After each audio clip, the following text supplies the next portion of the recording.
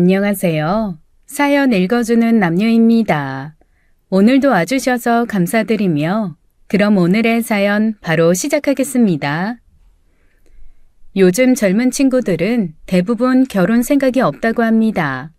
솔직히 그 의견을 존중하지만 그래도 기왕이면 정년기에 결혼해 아이도 낳고 오래오래 잘 살면 좋겠다 싶은 마음 모든 부모가 그렇겠죠. 내 자식이 평생 싱글로 살면 어쩌나 걱정 많은 부모님들이 계실 텐데 다행히도 저는 복이 많은지 몇 년 전 아들 먼저 장가 보냈고 이어서 딸도 번듯한 사윗감을 데려왔습니다. 남편 덕이라 생각했어요. 사실 저는 두 아이를 혼자 키웠거든요. 어쩌다 과부가 됐냐 박복한 팔자다라는 소리를 듣기에 딱 좋은 처지였죠. 제 나이 40살에 애들 아빠가 먼저 세상을 떴습니다. 진짜 하늘이 무너진다는 말이 뭔지 알겠더라고요. 남편은 퇴근길에 교통사고가 났는데 가해 차량이 술을 진탕 먹고 운전하던 20대 아가씨였어요. 그 아가씨는 현장에서 바로 즉사하고 남편은 급히 병원으로 옮겨졌지만 정확히 일주일 후에 사망했습니다. 그 후 애들은 여러 번 아빠 꿈을 꾸었다는데 어찌 된 일인지 제 꿈엔 한 번도 안 나타나더군요. 남편이 떠나고 마냥 무너진 하늘을 보고만 있을 순 없었습니다. 남겨진 애들에겐 내가 하늘이니 버티고 또 버티며 살아야 했죠. 아들이 중학교 때 조금 엇나가서 가슴 졸인 적 있었어도 두 아이 모두 제 바람만큼 잘 커주었어요. 둘 다 인서울 대학을 나왔고 취업도 어렵지 않게 되었거든요. 아들은 대학 때부터 사귀던 여자친구와 결혼을 했습니다. 아들 장가 보내놓고 나니 딸아이는 조금 더 데리고 살고 싶단 욕심이 들었어요. 하지만 생각보다 빠르게 자기도 결혼을 해야겠다며 남자친구를 소개하더군요. 첫인상은 아주 마음에 들었습니다. 인물도 나쁘지 않았고 예의도 바른 청년이었죠. 어머니 괜찮으시면 서둘러 상견례 날짜 잡아도 될까요? 저희 부모님은 빨리 결혼했으면 하셔서요. 딸아이가 아직 30도 안 됐어서 단박에 오케이 할 순 없더라고요. 일단은 알았다, 긍정적으로 생각해 보겠다 말하고 집에 가려는데 굳이 데려다 주겠다며 주차장에서 차를 빼오더군요. 그런데 깜짝 놀랐습니다. 제가 차에 대해서는 잘 모르지만 딱 봐도 엄청 비싼 차더라고요. 대체 어떤 집 자식이길래 이제 막 30 넘은 청년이 저렇게 비싼 차를 몰고 다니나 혹시 이상한 녀석 아닐까 의심도 하게 됐죠. 사짜 직업도 아니고 평범한 회사 다닌다면서 어떻게 그런 차를 몰고 다녀? 아버지가 사주신 거래. 아버지가 얼마나 돈이 많길래 그런 큰 차를 척척 사줘. 나도 정확히는 모르겠는데 오빠네 집이 대대로 부자였대. 과천에 되게 큰 건물 있고 방배동에도 건물 있어. 오빠 회사도 아버지 회사야. 요즘 뉴스 보면 어린 나이부터 불법적인 일을 해서 떼돈 번 청년들이 많다길래 살짝 의심했는데 대대로 부잣집이었다니 그래도 다행이다 생각했습니다. 둘이 어디서 만난 거야? 소개팅 같은 거 했던 거야? 소개팅은 아니고 솔직히 말하자면 헌팅 같은 거지. 친구 생일 파티 갔다가 옆 테이블 남자들하고 합석하게 됐는데 그중 한 사람이었어. 생각해보니 몇 달 전부터 딸아이 표정이 좋아 보였습니다. 사랑에 빠지면 예뻐진다는데 은근히 피부도 맑아지고 희죽희죽 웃기도 잘하고요. 이거 다 못 보던 물건인데 월급 받아서 이런 데 쓰는 거야? 아니야, 누가 준 거야. 못 보던 물건들이 많아서 한 소리 했었는데 그게 다 남자친구한테 받은 선물이었나 봅니다. 어쨌거나 제 눈엔 아직 어린애인데 결혼을 하겠다니 마음이 싱숭생숭해지더라고요. 무엇보다 마음에 걸리는 건 돈 많은 집에 시집 보내려면 이것저것 해보내야 될 것도 많을 텐데 그걸 다 감당할 수 있을까 하는 걱정이 제일 컸죠. 엄마, 다음 주 토요일로 상견례 잡았는데 괜찮지? 결혼을 서두른다고 했지만 이렇게나 빨리 진행될 줄은 몰랐습니다. 그냥 평범한 청년이었으면 서두르지 말자, 좀 더 연애해봐라 했을 텐데 부잣집 남자와 결혼한다니 이런 자리 놓치면 어쩌나 하는 생각에 저도 그러자고 했죠. 상견례 날 저는 아들 부부와 함께 참석했고 그쪽에서는 아빠 엄마가 나왔더라고요. 애들 아버지가 일찍 세상을 떠서 저 혼자 아이들을 키웠습니다. 그래서 부족한 부분이 있을 수도 있지만 못지않게 매우 애틋한 딸이기도 해요. 이미 얘기 들어 알고 있습니다. 그동안 고생하신 거 제 입장에서는 가늠하기도 죄송스럽네요. 정말 대단하세요. 훌륭하십니다. 한부모 밑에서 자랐다는 것에 대해 아직은 조금은 세상 편견이 있죠. 하지만 사회생활하면서 보니까 양친이 다 있고 없고가 중요한 게 아니더군요. 어떻게 배우고 자랐냐가 훨씬 중요한 것 같습니다. 시부모 될 양반들은 예상하고 걱정했던 것보다 훨씬 좋은 사람들 같았습니다. 우리 집이 여러모로 많이 기울어 탐탁지 않게 생각하면 어쩌나 싶었는데 돈 많다고 거들먹거리지도 않고 시종일관 점잖고 예의 바르고 겸손했어요. 예위로 누나가 한 명 있는데 일찌감치 미국 가서 공부하는데 정신이 없어요. 그래서 아들이라도 빨리 결혼시키고 싶어서요. 저희 가족이 식구가 그리 많지 않아서 며느리라도 빨리 보고 싶네요. 네. 하지만 이렇게 빨리 결혼시킬 생각을 못해서 준비가 덜 된 부분이 많습니다. 저희 집 입장에서는 개혼이지만 거창하게 할 마음은 없습니다. 시끌벅적 화려한 결혼식이 좋아 보이지 않아서요. 그냥 조촐하게 가족들끼리 하고 싶은데 어떠신지요? 오히려 그게 좋기도 합니다. 얘 오빠 결혼시킨 지도 얼마 안 됐기도 했어요. 이해해 주셔서 감사합니다. 마땅한 장소 저희 쪽에서 알아볼게요. 상견례에서는 예의 갖추다가 결혼 후에 며느리 되잡는 집들이 많다는 얘기를 들어서 걱정도 됐지만 따로 아파트까지 마련해 준다니 한번 믿어보자 했습니다. 솔직히 20대에 시집 가면서 반포에 아파트까지 해준다는 자리가 흔한 건 아니니까요. 옆에서 조용히 얘기만 듣고 있던 아들 녀석도 은근히 흡족해하는 눈치였고 상견례 마치고 집으로 돌아오는 길에 한마디 하더군요. 제가 연예인만큼 예쁜 것도 아니고 직업이 대단한 것도 아닌데 뭐가 그렇게 마음에 들었을까? 다 내 복이지 뭐. 아 맞다. 아까 어머님이 엄마한테 그거 물어보라고 했는데. 뭐? 나 태어난 날짜랑 시. 어디 가서 궁합 보려나 보네. 요즘에도 그런 거 보나? 아직도 사주팔자 중요하게 생각하는 사람들 많아. 이른 새벽이었으니까 묘시라고 말씀드려. 딸아이 사주를 물어보는 게 충분히 이해는 갔지만 한편으론 걱정도 됐습니다. 혹시 궁합이 안 좋게 나오면 어쩌지 하고요. 예식은 5성급 호텔에서 조촐히 치러졌습니다. 우리 가족과 딸아이 친구들 몇 명만 초대했어요. 그쪽 집도 상견례 때 말했듯이 가족도 손님도 별로 없더라고요. 신혼집이 적지 않은 평수의 아파트였지만 혼수도 꼭 필요한 것만 해오라길래 돈도 많이 들지 않았습니다. 여러모로 감사한 결혼이라 그저 잘 살기만 바랄 뿐이었죠. 엄마 마음이 다 그렇듯 시간 날 때마다 딸네 집에 들러 이것저것 챙겨주고 싶은 생각이 굴뚝 같았어요. 하지만 함부로 드나들기가 눈치 보이더라고요. 대신 딸아이와 거의 매일 전화 통화를 했죠. 신랑 출근시키고 나면 뭐해? 다시 회사 다니고 싶은 마음 없어? 나는 일하고 싶은데 시아버지가 그냥 내조나 하래. 시간이 하도 많이 남아서 내일부터 필라테스 다니려고. 신랑은 일찍 들어와? 아니, 계속 늦어. 일이 많은가 봐. 오늘은 밥 뭐 해 먹었어? 시댁에서 고기 보내주셔서 스테이크 구워 먹었어. 다음에 엄마네 갈 때 챙겨갈게. 어머니가 되게 많이 보내주셨어.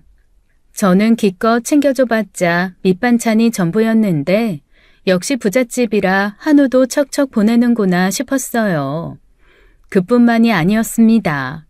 딸아이가 집에 들를 때면 시댁에서 보내줬다며 최상품 과일과 각종 영양제를 갖고 왔고 무엇보다 결혼 전 입던 옷들은 어디 가고 딱 봐도 비싸 보이는 옷에 명품 가방까지 들고 있더군요.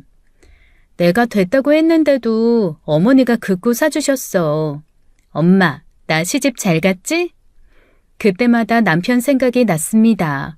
남편이 딸의 모습을 보면 얼마나 기뻐할까 싶어 눈물까지 나더라고요. 그런데 자다가 봉창이라고 어느 날 느닷없이 걸려온 딸의 전화를 받고 기절하는 줄 알았습니다. 결혼 후 6개월쯤 됐을 때인데 꼭두새벽 잠결에 딸의 번호가 뜨길래 받았더니 말은 제대로 못하고 거의 대성통곡으로 울기만 하는 거예요. 왜 그래? 무슨 일이야? 똑바로 말을 해봐. 하지만 딸애는 말을 거의 못하더라고요. 가만 들어보니 숨도 잘 못 쉬는 것 같았습니다. 진정해. 진정하고 천천히 얘기해봐. 응? 왜 그러는데? 어디가 많이 아픈가 다치기라도 했나 설령 그렇다고 해도 옆에 신랑이 있을 텐데 왜 나한테 전화를 한 걸까 별별 생각이 다 들더라고요. 그런데 그때 딸애가 힘겹게 입을 열었습니다. 살려줘.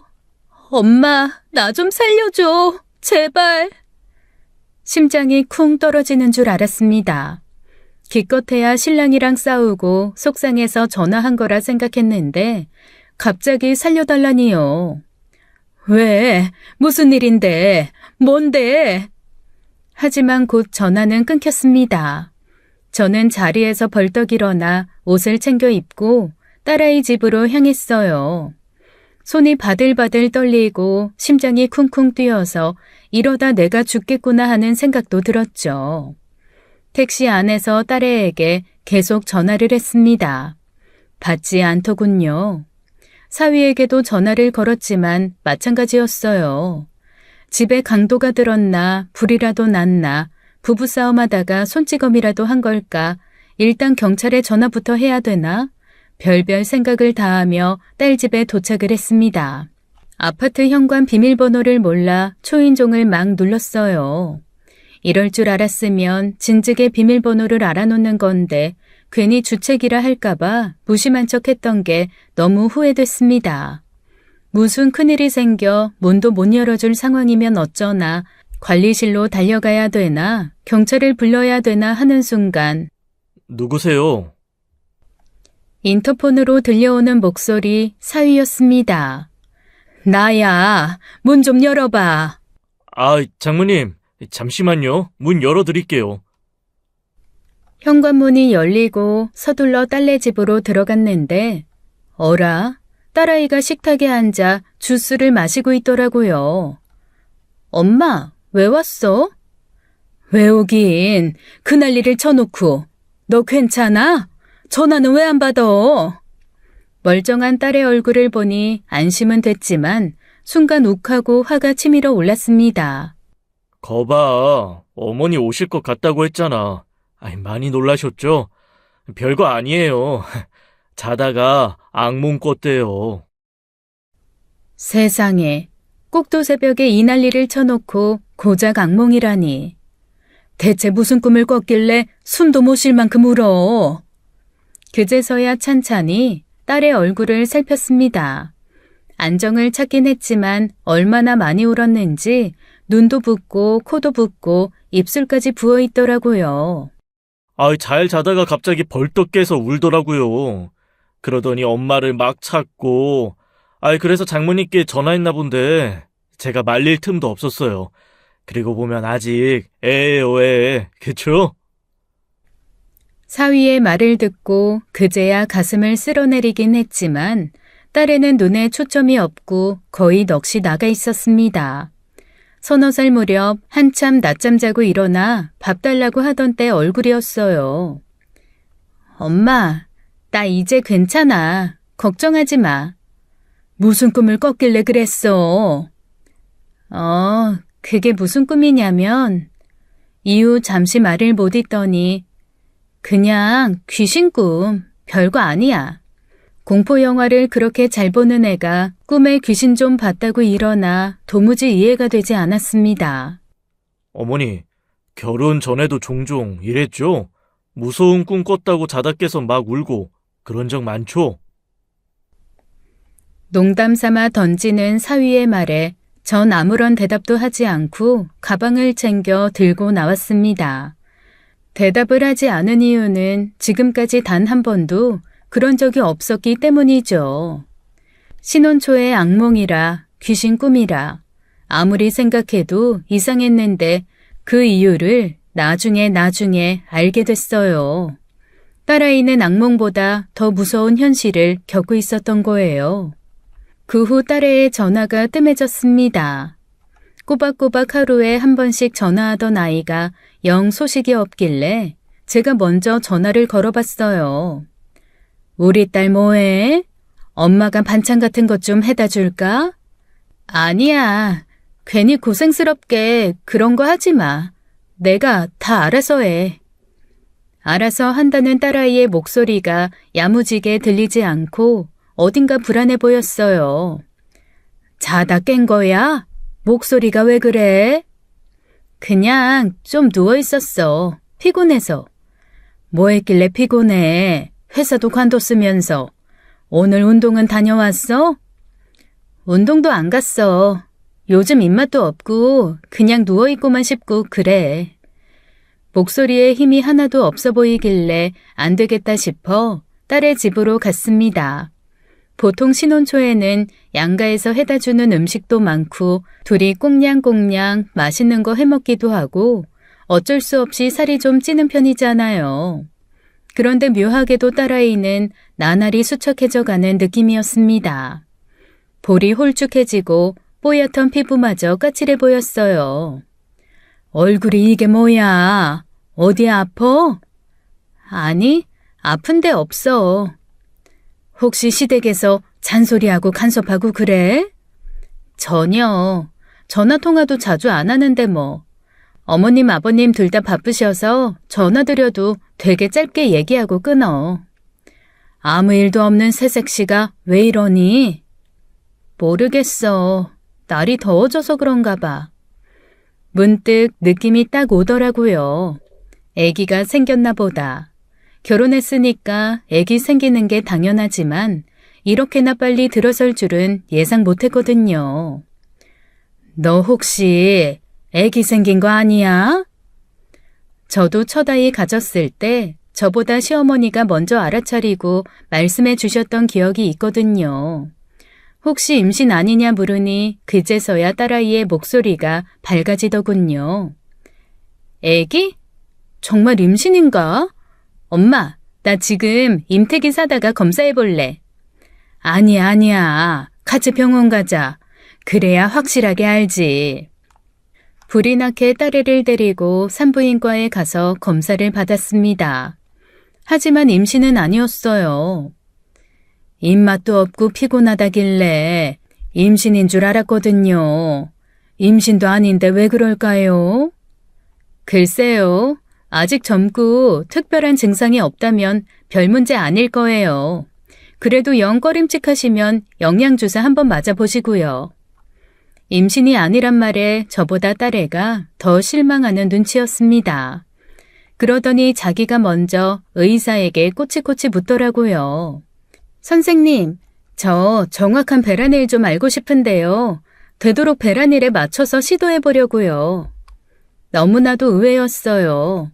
한참 젊고 결혼한 지 1년도 되지 않은 애가 왜 이렇게 임신에 목을 맬까? 너 시댁에서 빨리 애 가지라고 눈치 줘? 그런 거 아니야. 근데 뭐가 급해서 아기를 서둘러? 되도록 빨리 낳는 게 좋다며. 엄마도 그런 말 했었잖아. 물론 그 말도 맞지만 그래도 조금은 더 신혼생활 즐기고 이듬해쯤에 아기 갖기를 바랬거든요. 그런데 그 후에도 딸아이는 말끝마다 임신 얘기를 했습니다. 흑염소랑 장어진액 먹으면 임신 잘 된다던데 그런 거 사려면 한방병원 가야 되나? 인터넷에서 파는 건 영 못 믿겠어서 진짜 좋은 거 먹고 싶어. 굳이 그런 것까지 챙겨 먹어야 돼? 우리 대학 선배 언니는 술 진탕 마신 날 임신됐다던데. 엄마, 나도 술 좀 마셔볼까 봐. 저 닮아서 술은 입에도 못 대는 아이인데 왜 저렇게 임신에 집착하는지 도통 이해가 되질 않았습니다. 그리고 며칠 후 제 생일이라 딸아이가 집에 왔어요. 그 사람은 이따 퇴근하고 올 거래. 어떻게 된 게 지난번보다 얼굴이 더 상했더군요. 마침 아들 내외가 먼저 와서 식사 준비를 하고 있었는데요. 제품에 안겨있던 이제 막 돌진한 손주 녀석이 아장아장 제 딸아이에게 다가가더군요. 그런데 참 이상했습니다. 입만 열면 임신 타령하던 애가 정작 아이를 보고는 무덤덤한 거예요. 그것도 남도 아닌 자기 조카인데도요. 저리 가, 고모 피곤해. 할머니한테 가. 오랜만에 고모 봤다고 좋다는데 한번 안아줘. 귀찮아, 나 누워있을래. 식사를 하는 동안에도 조카에게 눈길 한번 안 주고 그렇게 종알종알 말 많던 아이가 어떻게 된 건지 넋이 나간 듯 아무 말도 없더라고요. 아가씨, 요즘 다이어트해요? 살이 많이 빠진 것 같아요. 그래요? 살 빠지면 좋죠 뭐. 원래 뚱뚱한 애가 아니라서 굳이 다이어트 할 필요도 없는데 이렇게 말하는 거 보니 정말 이상했습니다. 맞다. 전에 언니 친구 무슨 한약 지어 먹고 임신했다고 하지 않았어요? 그거 뭔지 물어봐 줄 수 있어요? 야, 임신을 준비하려면 운동하고 건강부터 챙겨야지 무슨 한약이야. 야, 니네 시댁에서 막 닥달해? 그런 거 아니야. 모르면 가만히 있어. 굳이 약부터 먹지 말고 시간 내서 고모부랑 여행 한번 다녀오세요. 여행은 무슨 여행이에요. 다 귀찮아요. 제가 모르는 뭔가가 있는 게 분명했습니다. 그렇다고 대체 왜 그러냐, 종갓집 대를 이어야 되는 것도 아닌데 왜 그렇게 임신에 집착하냐 다그칠 수도 없었어요. 그리고 그날 사위는 일이 끝났다며 늦은 시간에 와서는 집에 들어오지도 않고 딸아이만 태워서 가버렸습니다. 현관을 나서는 딸아이의 얼굴을 봤는데 애써 숨기려 했지만 눈물을 글썽이고 있더라고요. 잠시 후 며느리가 이상한 말을 하더군요. 아까 아가씨가 우리 애기를 발로 쳤어요. 어머니 화장실 들어간 사이에 애기가 아가씨한테 다가가니까 인상을 팍 쓰면서 발로 툭 치는 거 있죠? 저 완전 놀랬잖아요. 더 이상 두고 볼 수만은 없었습니다. 제가 직접 사위와 얘기해봐야겠다 생각했죠.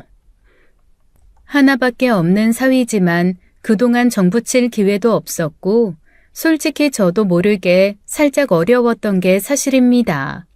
우리 딸과는 완전 다른 부잣집 도련님이라 그랬을 수도 있지만 무엇보다 얼굴을 자주 보기가 힘들었어요. 딸아이 말로는 10시 넘어 귀가하는 날이 부지기수라고 하더군요. 그래서 일단 문자를 보냈습니다. 조만간 회사 앞으로 갈 테니 차 한잔 할 수 있냐고요.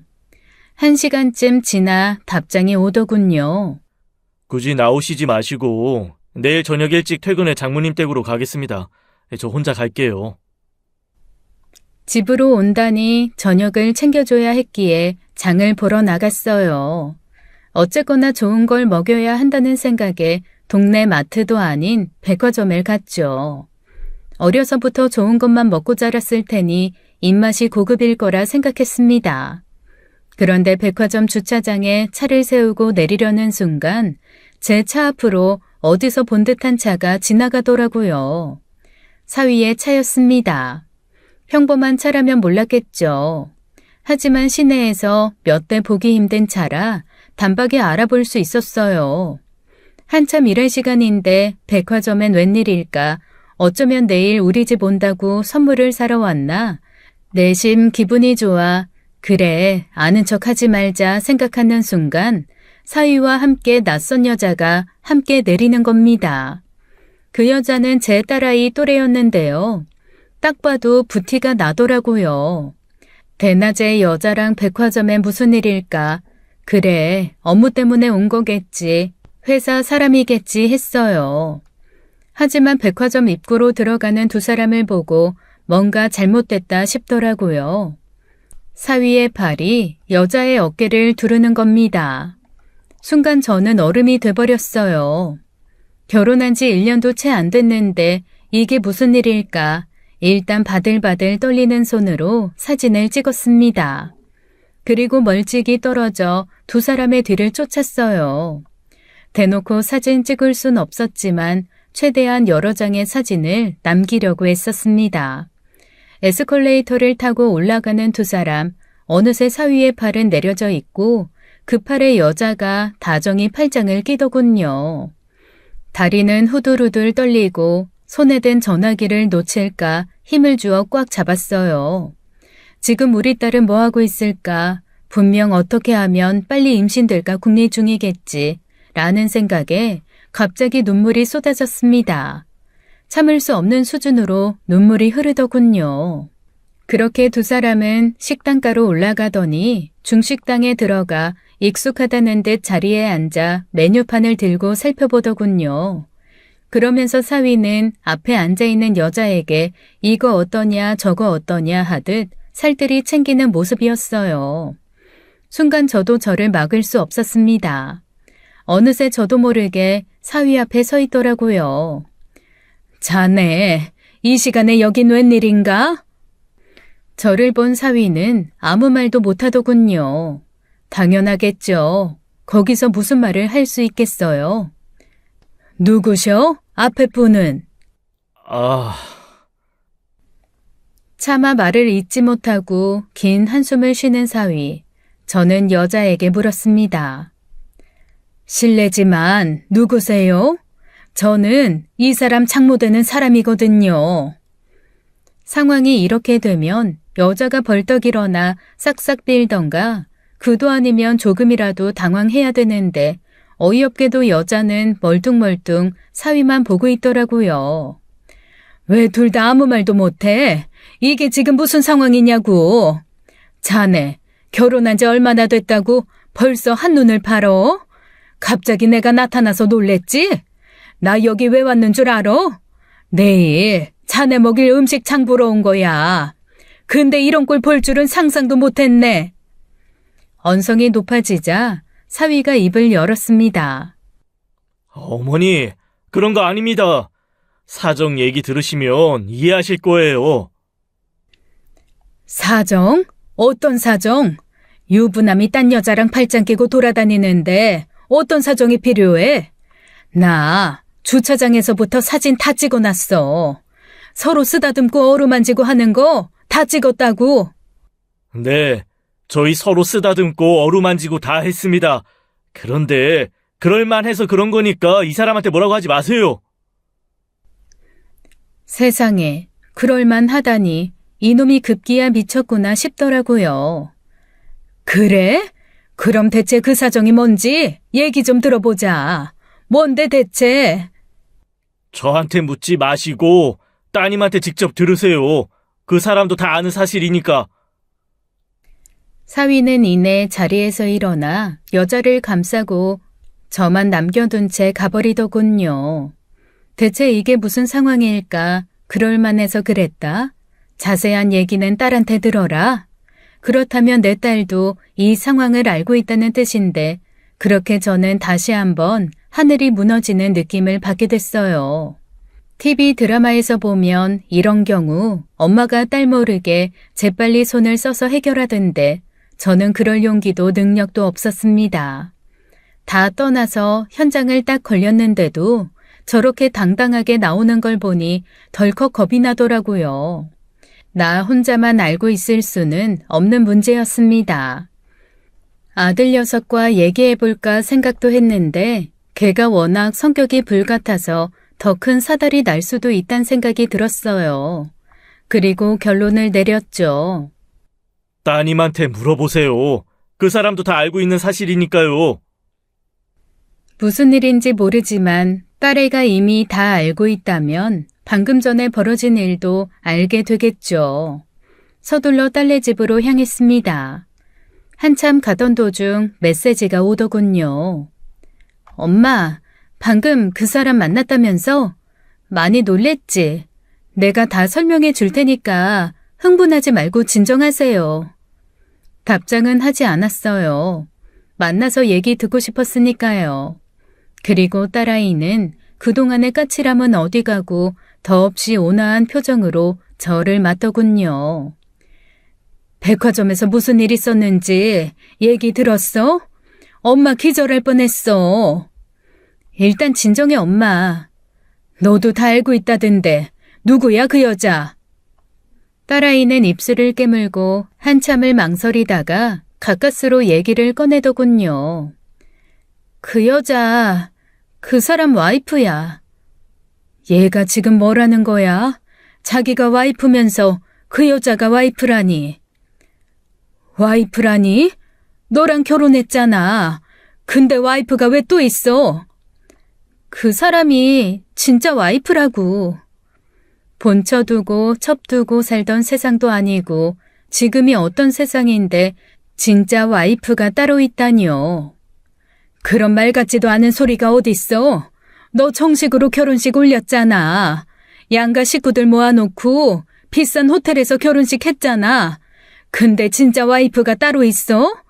그럼 넌 뭐야? 가짜 와이프야? 그제서야 딸아이가 주저앉아 울더라고요. 그야말로 대성통곡이었어요. 그만 울고 똑바로 얘기해봐. 엄마 미치는 꼴 보고 싶어서 이래? 나도 몰랐어. 진짜 몰랐다고. 알았으면 결혼 안 했지. 아니 그 사람을 아예 안 만났지. 딸아이가 울면서 방에 들어가 무언가를 가지고 나왔습니다. 사위의 가족관계 증명서였는데 거기에 내 딸 이름이 아닌 다른 여자의 이름이 올려져 있더군요. 그것도 이미 4년 전에요. 미친 집구석이네. 버젓이 4년 전에 아들 결혼시켜놓고 왜 또 며느리를 맞아? 이해할 수 없는 상황에 대한 이유는 가히 충격적이었습니다. 임신을 못한대. 아기를 못 낳는데 그 여자가. 근데 그래서 뭐? 너 보고 대신 애 낳아달라는 거야 뭐야? 응, 바로 그거야. 어떻게 이런 일이 있을 수 있을까요? 조선시대 시바지도 아니고 요즘 같은 세상에 이게 있을 수 있는 일인가요? 너는 이 사실 언제 알았어? 전에 내가 새벽에 전화해서 울고불고 했던 거 기억나? 악몽 꿨다고 귀신 꿈 꿨다고 했던 날? 바로 그때 안 거야. 속아서 결혼했다는 거 알게 돼서 엄마한테 간다고 하니까 그 사람이 못 가게 막았어. 차마 말을 잇지 못하더라고요.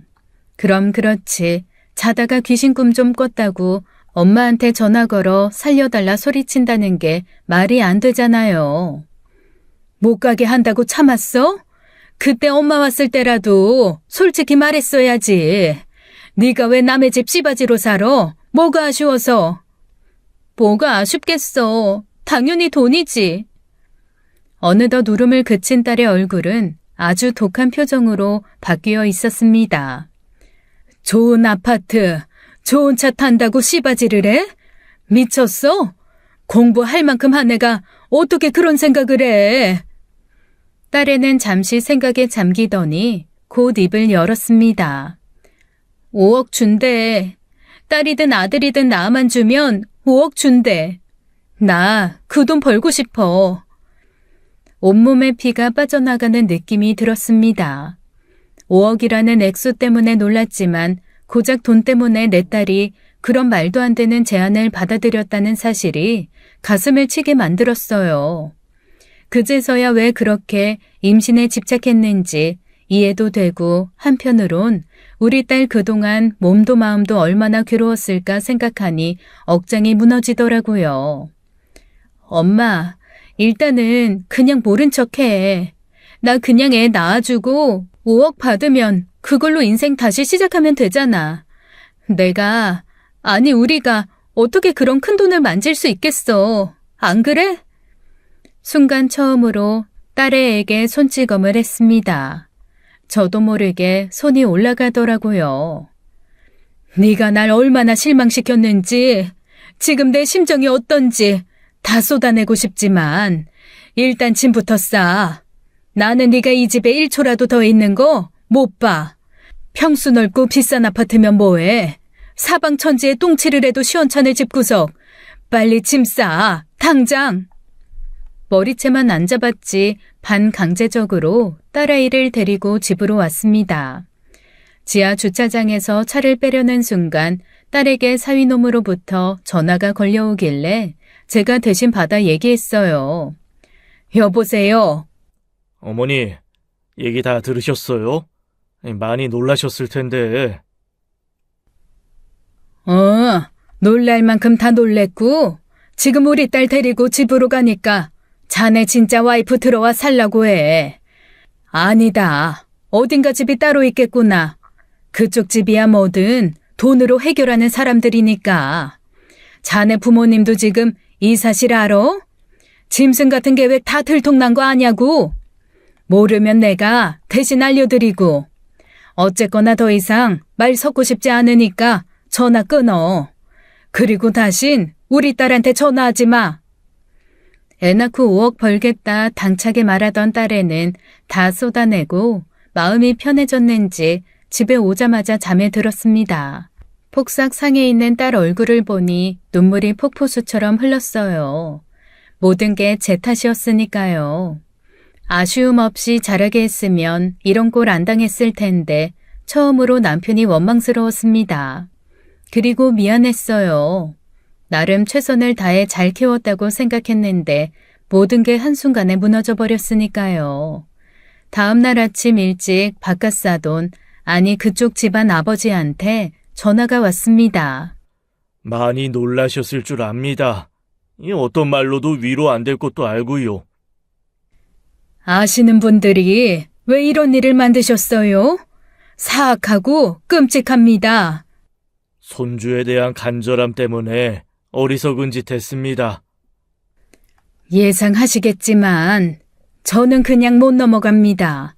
앞으로 제가 어떻게 해야 될지 아직 아무 생각 없습니다만 가만히 있진 않을 겁니다. 제가 할 수 있는 최선이 뭔지 이제부터 곰곰이 생각해 볼 거예요. 그쪽 집안 이야기 신문에서 본 적 있습니다. 대대로 탄탄한 사업체 운영하고 장학사업과 기부도 많이 하셨더군요. 그래서 믿었고 저도 은근히 이런 집과 사돈 맺게 돼서 뿌듯했는데 다 위선이었네요. 그 위선에 제 딸이 희생양이 된 거고요. 맞죠? 당장 제가 할 수 있는 일이 그것뿐이었어요. 있는 사람을 상대할 땐 약점과 자존심을 건드는 게 최선이니까요. 그쪽 집안에서 구체적으로 어떤 사과를 듣고 싶었는지 기대한 바는 없었습니다. 하지만 사과의 방식조차 기발하고 상상 초월이더군요. 아시겠지만 기업 운영하는 데는 평판이 생명입니다. 이 일이 세간에 알려지면 대대로 일군 기업이 하루아침에 망가질 겁니다. 대대로 일군 기업을 지키려면 알아서 똑바로 행동하셨어야죠. 대개 집안을 제가 왜 지켜줘야 됩니까? 화내시는 거 충분히 이해합니다. 부디 노여움 푸시길 바랍니다. 오전 중으로 3억 보내드리겠습니다. 언성 높여 통화하는 제 목소리를 듣고 딸아이가 잠에서 깨 밖으로 나왔습니다. 누구 전화야? 어머님이야, 아버님이야? 너한테 어머님, 아버님이 어딨어? 뻔뻔하기도 하지. 식전 대바람부터 그놈의 비가 전화했더라. 뭐래? 미안하대? 그럼 안 미안해? 미안한 값으로 3억 준단다. 참나, 이 동네 전세금이 3억 원짜리인데 남의 집 전세금을 오전 내로 보내준대. 세상 참 쉽게 사네. 누구 통장으로 보낸대? 엄마? 나? 누구 통장으로 보내는 게 왜 중요해? 어차피 안 받을 건데. 그걸 왜 안 받아? 삼촌도 아닌 3억인데. 순간 두려움이 몰려왔습니다. 저쪽 집안 사람들 상대하는 것보다 내 딸을 상대하는 게 훨씬 힘든 일이라는 걸 알게 됐으니까요. 너 속이고 결혼한 거 알게 됐을 때, 엄마한테 살려달라고 전화했을 때, 그때 왜 운 거야? 뭐 때문에 울었어? 너무 화나고 분해서 내가 왜 이런 일을 당해야 되는지 엄청 억울했어. 근데 그 억울함이 5억 소리에 싹 사라진 거야? 딸애가 저를 빤히 보더군요. 어느새 눈물을 뚝뚝 흘리고 있었습니다. 너 앞으로 다시 놀지 마. 난 너가 흘리는 눈물도 아까워. 네가 돈 벌겠다고 어떤 짓을 해도 상관없지만 남의 집 자식 대신 낳아주는 거 절대 안 돼. 엄마, 그래도 5억이면 큰 돈이야. 시끄러. 5억이 아니라 500억이어도 안 돼. 돈을 떠나서 사람이 해도 되는 일이 있고 절대로 하면 안 되는 일이 있는 거야. 이거는 절대 해선 안 되는 일이고. 너 아직 한참 젊은데 앞날이 그렇게 무서워? 아무 걱정하지 마. 엄마가 너 끝까지 책임져. 5억이고 3억이고 난 그런 돈 필요 없어. 전에 딸애를 시집 보내놓고 아들과 나눴던 얘기가 있습니다. 사돈네 말이야. 알고 보니 엄청 알짜배기 회사더라. 진즉에 상장돼서 시가총액도 되게 높아. 최근에는 중동에 투자 결정돼서 갑자기 주식도 상한가 치고. 그래? 그 정도일 줄은 몰랐네. 미리 알았으면 나도 좀 주식 좀 사놓는 건데 아깝다. 하여튼 엄마 이제부터는 아무 걱정 없이 사셔도 되겠어. 자식들 다 결혼시키고 게다가 딸내미는 엄청 부잣집에 시집 보냈으니 무슨 걱정이 있겠어? 부잣집에 시집 보내서 더 불안하기도 해. 혹시 책 잡히면 어쩌나 은근 걱정된다. 하긴 나도 그런 생각하긴 해. 우리한테 떨어지는 콩고물 하나 없어도 좋으니까 제발 둘이 무탈하게 잘 살길 바라야지. 아들 녀석은 잘하면서 따뜻하고 다정한 오빠는 아니었지만 그래도 지동생 생각만큼은 누구 못지않게 깊었습니다. 또 저에게 너무나도 듬직한 아들이었기에 남편이나 다름없었죠. 지난밤 딸애가 잠에 들고 터질 것 같은 마음을 주체할 수 없어 결국 참지 못하고 아들에게 전화해 모든 걸 털어놓았습니다. 당장 집으로 온다길래 너무 늦은 시간이니 다음 날 오라고 했죠. 그런데 그날 아침 아들 대신 며느리로부터 전화가 걸려왔습니다. 어머니 어떡해요. 그 사람 오늘 출근도 안 하고 고모부 만난다고 나갔어요. 어젯밤에 한숨도 못 자고 씩씩대면서 나갔는데 무슨 일이라도 벌일까 걱정돼 죽겠어요. 하나밖에 없는 동생이 이런 일 당했으니 가만히 있을 아이가 아니었어요. 때문에 저도 덜컥 겁이 나더라고요. 그쪽 집 찾아가 말로만 쏘아대고 넘어갈 애가 아니었으니까요. 그리고 역시 제 예상이 맞았습니다. 아들은 사위를 찾아가 보자마자 주먹을 날렸다는군요. 일이 터지자 경찰이 달려왔고 옆에 사람들이 있던 말던 수차례 일방적으로 때리고 발길질을 했기에 그 자리에서 현행범으로 붙잡혀 경찰서에 끌려갔습니다. 한번 눈 뒤집히면 뵈는 게 없는 아이여서 상대방은 얼굴에서 피가 터지고 온몸에 상처가 났다고 했어요. 급하게 달려가 유치장에 들어가 있는 아들을 보니 다시 한번 억장이 무너지더라고요. 엄마, 나 후회 안 해. 웬만하면 좋게 말로 할까 생각하고 찾아갔는데 그 새끼 나 보자마자 뭐라는 줄 알아? 형님까지 오실 줄 몰랐네요. 아버지가 오전 중에 장모님한테 위로금 보낸다고 했습니다. 이제 얘기 다 끝난 셈이니까 그냥 돌아가시죠. 그 얘기를 하면서 미안한 기색이 하나도 없더라고. 그 후로 내가 뭘 했는지 기억도 안 나지만 후회는 안 해. 감옥에 쳐넣던지 마음대로 하라고 해. 아무리 그래도 처자식이 있는데 어떻게 아들을 감옥에 보낼 수 있겠어요. 이제는 제가 그쪽 집에 죄인이 돼버렸습니다. 그런데 그때 낯선 여자가 저를 찾더군요. 사모님, 잠시 시간 좀 내주실 수 있을까요? 그 집 변호사였습니다. 전후 사정도 워낙 중대해서 솔직히 아드님이 폭행 휘두른 것에 대해 심적으로 이해는 됩니다만 아드님의 행동은 엄연히 범죄입니다. 뭐라고 할 말이 없었어요. 틀린 말이 아니니까요. 아시겠지만 이런 경우 둘 중 하나입니다. 합의를 하시던지 아니면 형사처벌을 받든지. 사위분이 많이 다치셨어요. 정확한 진단은 아직 안 나왔지만 두어 달 병원 신세 질 듯합니다.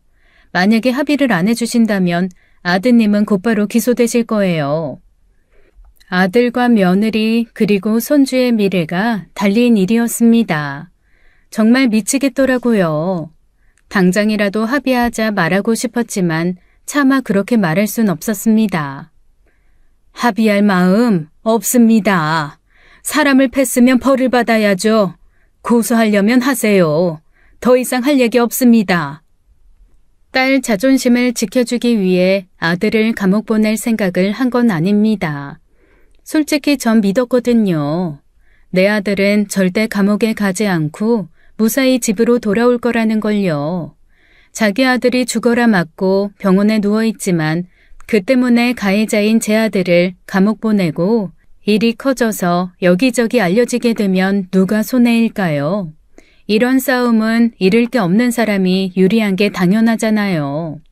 그리고 지들도 사람이라면 자기 아들이 맞을 짓 했다는 거 잘 알 겁니다. 그렇게 그놈의 집구석과는 깨끗이 정리가 됐어요. 위로금이니 위자료니 단 한 푼도 받지 않았어요. 그게 맞으니까요. 딸아이는 한동안 몸을 추스르고 취업 준비에 들어갔습니다. 다시 생기를 찾고 일자리 알아보러 다니는 모습이 정말 감사했죠. 그리고 6개월쯤 지났을까 어느 날 한 통의 문자를 받게 됐습니다. 사모님, 오랜만에 인사드립니다. 꼭 알려드릴 게 있어서 연락드려요. 토요일 저녁 6시 광화문 호텔 되도록 직접 가보시길 바랍니다. 그놈의 집안과는 이미 정리가 됐지만 찜찜한 기분을 지울 수가 없었어요. 혹시라도 다시 우리 딸한테 접근하면 어쩌나, 돈 쓰고 사람 시켜서 우리 아들 해코지라도 하면 어쩌나 늘 노심초사했거든요. 그래서 저도 뭔가 준비를 해야 했습니다. 전직 경찰 출신 탐정을 소개받아 당분간 그쪽 집안의 동태를 살펴달라 부탁했어요. 다행히 한동안은 아무 연락 없었습니다. 내가 불안해하는 것만큼 지들도 캥기는 게 있을 테니 그냥 조용히 사나보다 했죠. 하지만 그게 아니었어요. 문자를 받고 곰곰이 생각했습니다. 그날 거기서 무슨 일이 벌어지는 걸까 결국 탐정 말대로 직접 가보는 수밖에 없었어요. 당일날 저는 1시간 일찍 호텔에 도착했습니다. 로비에 앉아 커피를 마시며 누가 나타나나 유심히 살폈죠. 그리고 그들은 동시에 나타났습니다. 전 사위 그리고 그의 부모, 하지만 진짜 와이프라던 여자는 안 보이더라고요. 잠시 후 호텔 직원의 안내를 받아 어딘가로 걸어가는데 만약에 룸으로 올라가는 거면 제가 더 이상 따라갈 수 없기에 어떻게 해야 되나 답답해하던 그 순간 다른 가족이 나타났어요. 건장한 청년 둘과 아가씨 1명, 그리고 그들의 부모로 보이는 사람까지 모두 5명이었어요. 그 가족이 나타나자 전 사위였던 놈이 그쪽 집 아가씨에게 다가가 환하게 웃으며 어깨를 감싸더군요. 딱 봐도 연인 느낌이었습니다. 그랬어요. 그놈의 집구석은 그날 거기서 또 한 번의 상견례를 치르는 거였죠. 두 집안 사람들은 안내를 받아 호텔 내 일식집으로 들어가더군요. 한 20분쯤 지났나 한참 분위기가 무르익길 기다렸고 그제서야 두 가족이 앉아있는 룸을 찾아 노크도 하지 않고 문을 벌컥 열었습니다. 룸에 있던 사람들의 시선이 저에게 꽂혔고 사위놈과 눈이 마주쳤어요. 아, 여긴 어떻게... 그러게, 내가 올 자리가 아닌데 어쩌다 보니 이렇게 와버렸네. 사위 쪽 가족들이 난감해하자 여자 쪽 가족들 전부 전 사위놈을 바라보더군요.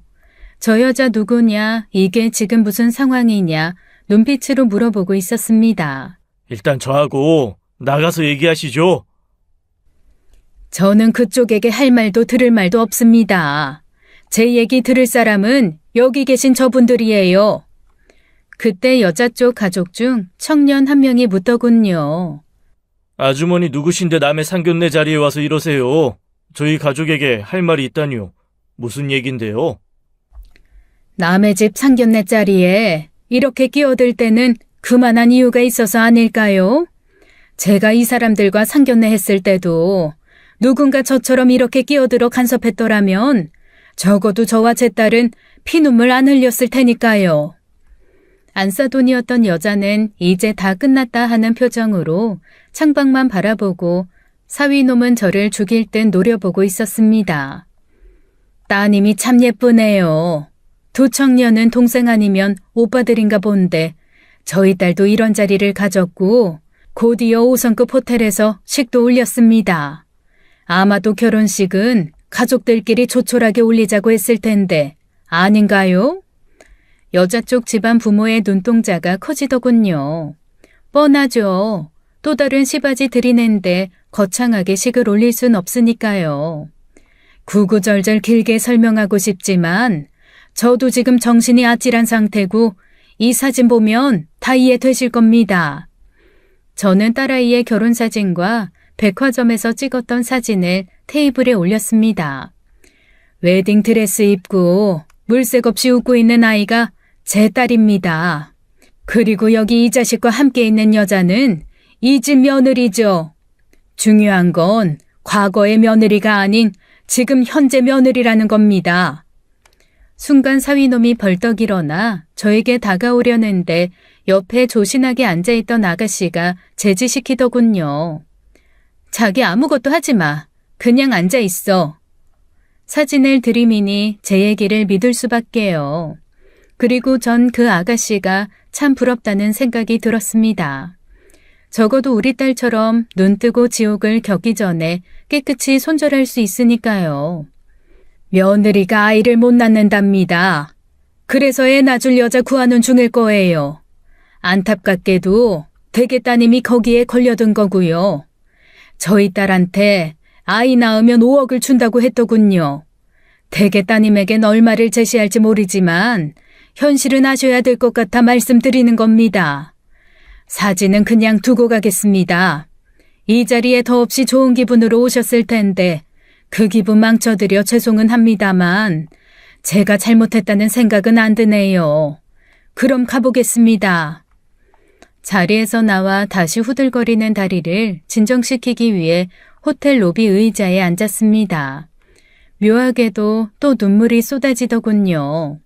그래도 최대한 긍정적으로 생각하려 노력했습니다. 우리 딸은 잘 될 거야, 꼭 행복할 거야 하고요. 잠시 후 그놈 집안 사람들이 로비에 나타났고 이어서 여자 쪽 집안 사람들도 따라 나왔습니다. 청년 둘이 전 사위놈을 붙잡고 눈을 부라리며 소리치더라고요. 어딜 가? 똑바로 말 안 해? 설명을 해보라니까! 아무래도 험한 꼴을 볼 것 같아 전 그냥 호텔을 빠져나왔어요. 그리고 그날 있었던 일에 대해 딸에게 얘기하지 않았습니다. 대신 아들에게는 말했는데요. 나도 그 집 회사에 대해 이것저것 알아봤는데 창업주가 아직 살아있더라고. 혹시 시댁에 할아버지 있단 얘기 들은 적 있어? 그러니까 그놈의 할아버지가 살아있다 이거지? 단 한 번도 할아버지 있단 얘기 못 들었는데 너는 그 얘기를 어디서 들었어? 호텔에서 큰 행사하면 얼음 조각상 같은 거 있잖아. 내 친구 동생이 그 일 하는데 이번에 그 회사 창업주 미수잔치 기념 의뢰가 들어왔대. 되게 큰 돈 되는 거라고 좋아한다던데. 니네 사돈댁 아니냐고 네가 일부러 소개해 준 거냐고 연락 왔더라고. 그 집 할아버지 미수잔치가 언제래? 다음 주 금요일. 왜, 가보게?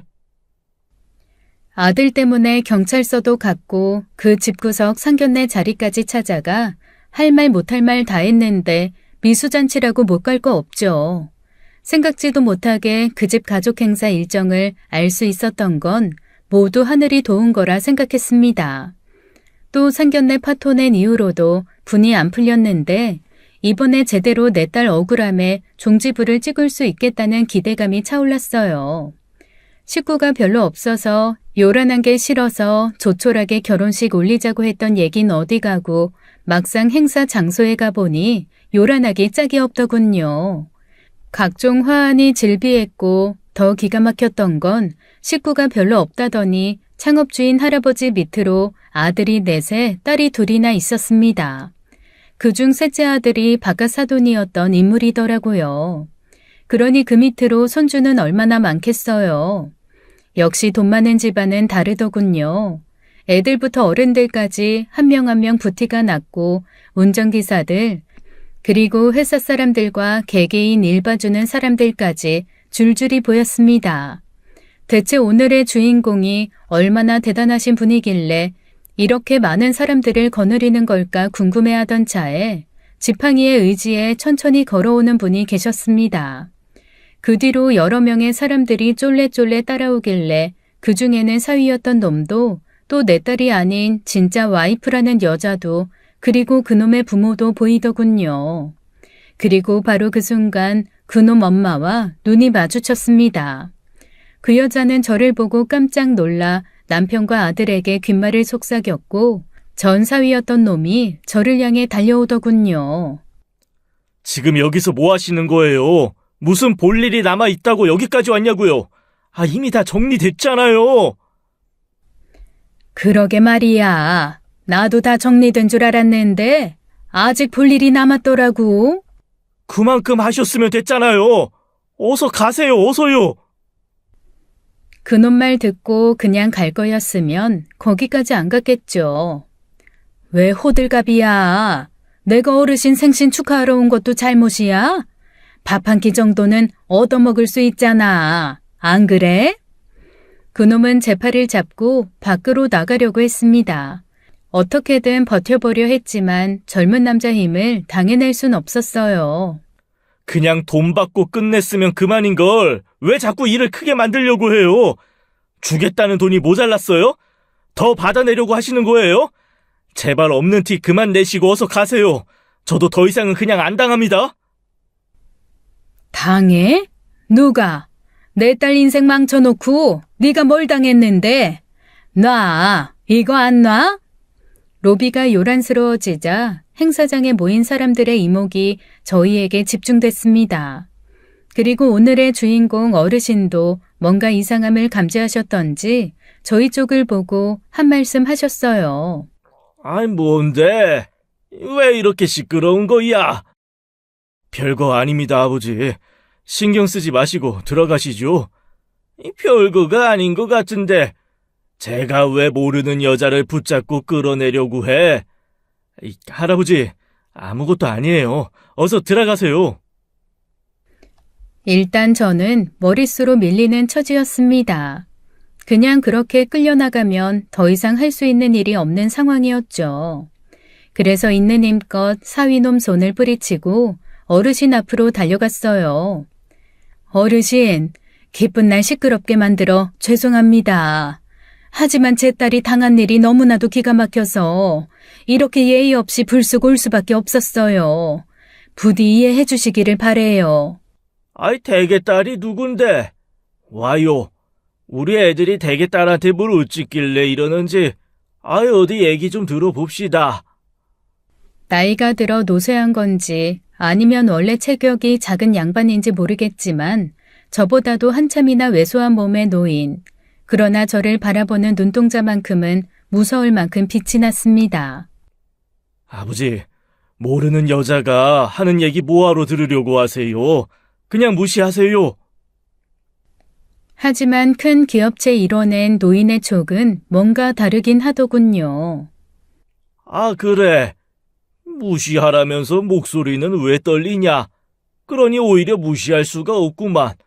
내 잔치도 중요하지만 일단 이분 얘기는 들어봐야겠다. 만만한 상대가 아니었기에 저는 더욱더 정신을 바짝 차려야 했습니다. 그래서 우선 결혼식 사진을 보여드렸어요. 사진을 찍은 날짜는 아래에 명시돼 있습니다. 사진 속 신부가 제 딸이고요. 얘는 내 손주 며느리가 아닌데 아무리 봐도 제가 아니야. 얘기하면서 사위의 진짜 와이프를 바라보더군요. 그러자 그 여자는 불이 나게 자리를 피했습니다. 결혼을 또 한 거야? 네, 버젓이 아내가 있는데도 제 딸과 또 결혼을 한 거죠.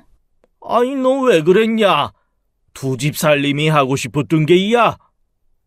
그게 아닙니다. 제 딸도 저도 총각인 줄 알고 결혼시켰습니다. 하지만 알고 보니 시바지로 데려가려고 했더군요. 아이만 낳아주면 5억을 준다고 말했습니다. 시바지라니. 그래서 5억은 받으셨고. 아니요. 아이 생기기 전에 정리했지만 애를 낳았어도 그 돈 안 받았을 겁니다. 그게 다가 아니에요. 일이 터지자 입 다무는 조건으로 3억을 제시했어요. 물론 그것도 받지 않았습니다. 뿐만 아니라 지금도 다른 시바지 찾아다니며 상견례까지 하고 다니더군요. 혹시 어르신도 다 아시는 얘긴지요? 내가 뭘 알아? 어떻게든 증손주 보시겠다고 어르신이 시켜서 저지른 일은 아닌가요? 봐서 알겠지만 나는 자식도 6이나 있고 손주도 많고 이미 증손주도 봤소. 근데 뭐가 아쉬워 그런 쓰레기 같은 짓거리를 시키겠소. 인생 얼마 남았다고 뭐가 아쉬워서. 네, 잠깐 뵀지만 그럴 뿐은 아닌 것 같습니다. 생각 없고 경솔해서 딸아이 인생 망친 애미 입장에선 이 집안의 제일 어르신은 알고 계셔야 할 것 같아서 말씀드리는 겁니다. 무례했다면 용서해 주세요. 그분은 잠시 말이 없으셨어요. 더불어 그 자리에 있던 모든 사람들이 아무 말이 없었죠. 무서운 침묵을 뒤로하고 조용히 그곳을 빠져나오려는데 갑자기 큰 소리가 나더라고요. 노인네 목소리가 어찌나 크던지 건물 전체가 쩌렁쩌렁 울렸습니다. 네가 사람이냐? 뭐가 그렇게 탐나서 이런 짓거리를 해? 줄 만큼 줬다고 몇 번을 말했어. 남의 눈에서 눈물 빼면서까지 나한테 증손주 안겨주면 내가 뭐라도 더 내줄 줄 알았냐?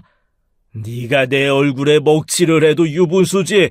어디 감히 내 집안에 씨바지를 들여? 들고 있던 지팡이까지 내던지며 소리치는 노인은 제가 해주고 싶은 말을 대신해주고 있었습니다. 죽어! 나가 죽어! 나이가 몇인데 아직도 사람이 못됐어. 가! 당장 내 눈앞에서 꺼져! 앞으로 넌 내 아들도 아니다. 사람도 아니야. 그날 제가 자리를 뜨고 이후에 무슨 일이 벌어졌는지 알 수는 없었습니다. 굳이 알려하지도 않았어요. 속은 후련했지만 어르신 잔칫날을 망친 것 같아 조금은 죄송한 마음이 들더군요. 그 사이 딸아이는 면접 보러 다니느라 바빴고 다행히 취업에 성공했습니다. 며칠 후 남편 제삿날이라 아들 내외가 집에 왔는데요. 엄마 그거 알아? 예전 사돈집 회사 말이야. 대표가 바뀌었대. 그게 무슨 소리야? 대표가 바뀌다니. 거기 대표가 전 사돈이었잖아. 근데 다른 사람으로 바뀌었어. 홈페이지 들어가 보니까 딴 사람 이름이라고 사진 올라와 있더라고. 무슨 뜻인지 알겠지? 글쎄요. 정확히는 이해가 안 되더라고요. 그래서 아들에게 설명해달라 물었는데 옆에 있던 며느리가 꼼꼼하게도 설명해 주더군요. 그 할아버지가 예전 사돈한테 그 회사를 물려줬었나 봐요. 근데 다시 뺏은 것 같아요. 우리한테 한 짓 다 알고 도로 가져가신 거죠. 그 회사 블라인드 게시판에 이런 얘기 다 올라왔대요. 세상이 좋아졌구나. 굳이 흥신소 붙이지 않아도 직원들이 알아서 폭로를 해주니 말이에요. 그리고 어머니 그거 모르셨죠? 그 진짜 와이프라는 여자 되게 큰 병원 병원장 외동딸인데요. 거기 친정에서도 이번 일 알게 돼서 이혼 얘기 오가나 봐요. 생각해보면 그 여자도 참 안 됐어요. 병원집 외동딸인데 불임이라니. 그래도 어떻게든 애기 낳겠다고 모든 걸 눈 감아 준 거잖아요. 그동안 그 여자 속도 말이 아니었겠어요. 권선징악을 믿지 않았습니다. 솔직히 모든 일에 적용되는 법칙은 아니니까요. 하지만 저와 딸에겐 그 권선징악의 위대함이 찾아와 주었어요. 저는 요즘 매일 아침 출근하는 딸아이 식사 챙기는 낙으로 삽니다. 잘 먹어주고 씩씩하게 현관문 나서는 아이가 얼마나 고마운지 모르겠어요. 그리고 오늘 낮 낯선 번호로 전화가 걸려오길래 받았더니 웬 남자가 한다는 말이 회장님이 대구로 보내라고 하신 게 있어서 이따 찾아뵐까 합니다. 도착 전에 다시 전화 드리겠습니다. 그 어르신이 대체 나한테 뭘 보내신 걸까? 갑자기 겁이 나서 가슴이 막 뛰더라고요. 그리고 방금 전 웬 남자가 찾아와 자그마한 봉투를 건네주고 갔습니다. 이 안에 뭐가 들어있을지 선뜻 열어보기가 겁이 나요. 하지만 봉투를 건네준 남자가 전했던 말로 내심 예상도 됐습니다. 회장님께서 많이 미안해한다고 전화를 하셨어요. 혹시라도 이후에 불편한 일 생기면 언제든 연락하라고 하셨고요. 그리고 이거는 사양하지 말고 꼭 받아주셨으면 좋겠다는 말도 덧붙이셨습니다. 남자가 나가고 나서 봉투를 열어봤습니다. 그 안엔 회장님의 명함과 짧은 편지가 들어있었습니다. 사죄의 뜻이니 꼭 받아달라는 말과 함께 이렇게라도 위로를 드리고 싶다는 내용의 편지였어요. 그리고 봉투 안에는 돈으로 가득 차 있었습니다. 그것도 아주 큰 돈이었죠. 뜻밖의 큰 돈에 조금 놀랐습니다. 이 돈을 받는 게 과연 옳은 것인가 하는 고민이 되었어요. 처음 그 집구석에서 우리의 입막음을 위해 제시했던 3억은 받는다는 생각만 해도 화가 치밀어 오르고 목구멍이 콱 막힐 것 같은 느낌이었거든요.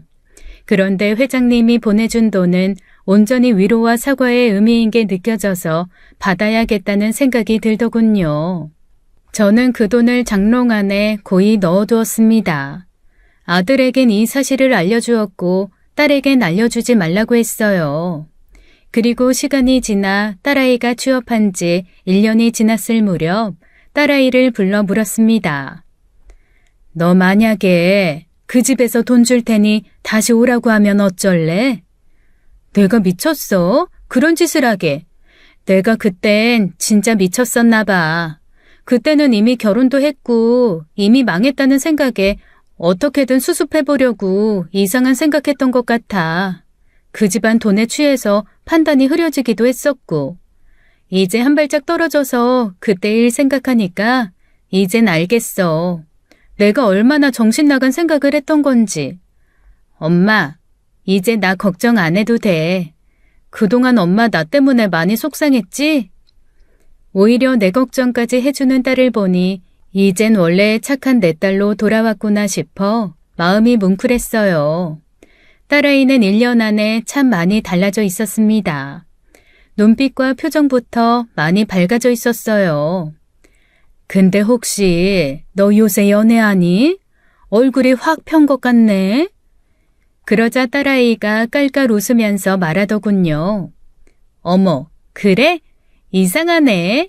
요새 내 친구들도 그런 말 자주 하던데. 진짜 나 요새 미모가 물올랐나? 사실 나 요즘 고아원 봉사 다녀. 애들이 얼마나 예쁜지 몰라. 거기 다녀오면 마음이 좋더라고. 그래서 말인데 엄마도 같이 다닐래? 딸아이는 이것저것 봉사를 다니는 모양이었어요. 고아원에 나가 재능 기부도 하고 독거 노인들을 찾아다니며 돕는 일도 한다더군요.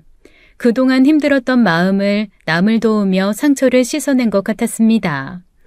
저는 딸아이를 따라 몇 번 따라다녔어요. 딸아이가 땀 흘려 일하면서도 표정만큼은 정말 좋아 보였습니다. 엄마, 와보니까 어때? 내가 누군가한테 도움이 된다니 기분 좋네. 그치? 그리고 난 여기 오면 자기 성찰도 되게 많이 되더라고. 그동안 내가 잘못 살아온 부분들 반성하게 되고 삶에 감사하게 되고 말이야. 우리 앞으로 자주 같이 오자. 알았지? 달라진 딸을 보니 회장님 돈에 대해 말해줘도 되겠다는 생각이 들었어요. 그리고 어느 날 딸을 불러 이야기를 했죠. 딸아이 반응은 생각보다 놀라지 않는 눈치였습니다. 이런 일이 있었구나. 돈이 꽤 큰 돈이네.